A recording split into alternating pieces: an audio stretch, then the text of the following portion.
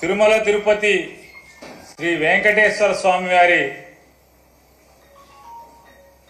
ప్రసాదమైనటువంటి లడ్డూ తయారీలో ఉపయోగించేటువంటి ఆవు నెయ్యిలో జంతువుల యొక్క కొవ్వు కలిసిందని, అటువంటి జంతువుల యొక్క కొవ్వు అవశేషాలు ఉన్నటువంటి నేతితో తయారు చేసిన ప్రసాదాలని భక్తులకు పంచేశారని చెప్పని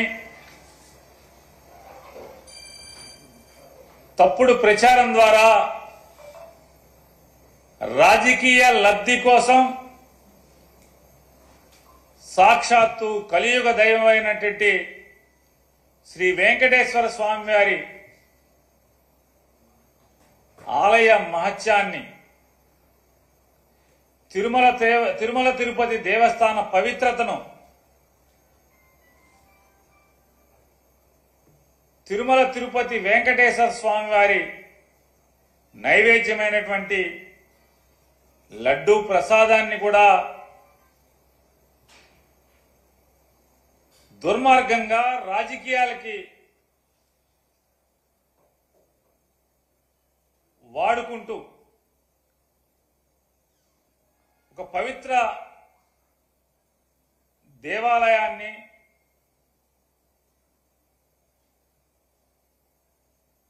ప్రపంచవ్యాప్తంగా ఉన్నటువంటి హైందవ ప్రజల యొక్క ఆరాధ్య దైవమైనటువంటి వెంకటేశ్వర స్వామి వారిని కూడా రాజకీయాల్లో భక్తుల మనోభావాల్ని దెబ్బతీసే స్థాయిలో ముఖ్యమంత్రి హోదాలో ఉన్నటువంటి ఒక బాధ్యతాయుతమైనటువంటి పదవిలో కూర్చున్నటువంటి నారా చంద్రబాబు నాయుడు గారు తిరుమల తిరుపతి ఎగ్జిక్యూటివ్ ఆఫీసర్ గారైన శ్యామలరావు గారు నెయ్యిలో లోపాలున్నటువంటి నెయ్యిని వెనక్కి తిప్పి పంపాము, మేము దాన్ని వాడలేదు, స్వీకరించలేదు అని, ప్రసాదానికి దాన్ని వాడకుండానే వెనక్కి తిప్పి పంపించాము అని చెప్పని,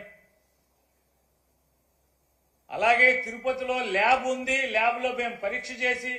అటువంటి నెయ్యిని వెనక్కి పంపించాము, వాడలేదని చెప్పని ఈవో చెప్తున్నప్పటికీ కూడా దుర్మార్గంగా నారా చంద్రబాబు నాయుడు గారు దీంట్లో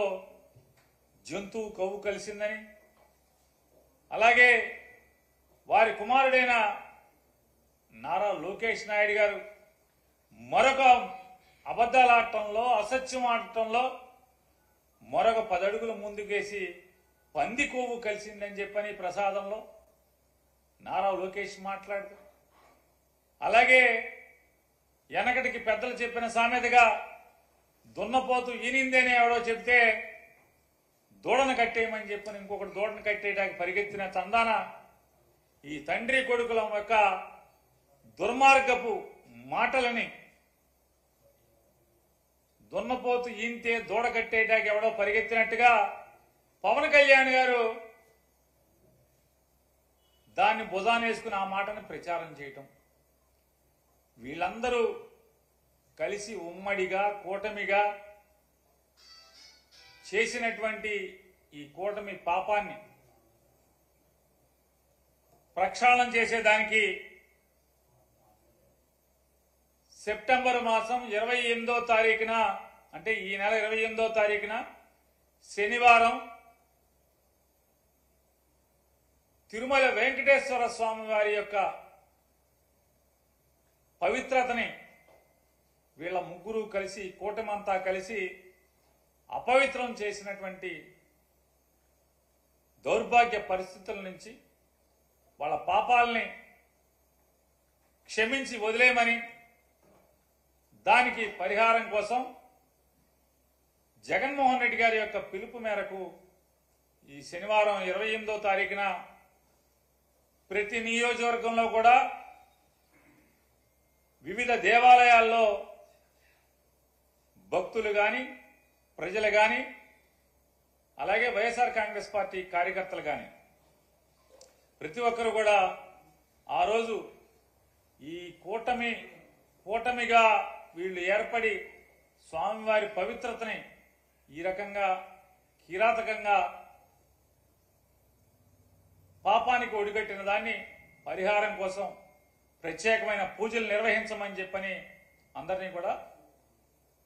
వైఎస్ఆర్ కాంగ్రెస్ పార్టీ తరఫున కోరుకుంటున్నాం. వస్తున్నారు ముగ్గురు మాట్లాడేశాక మీరు అస్త్రాలు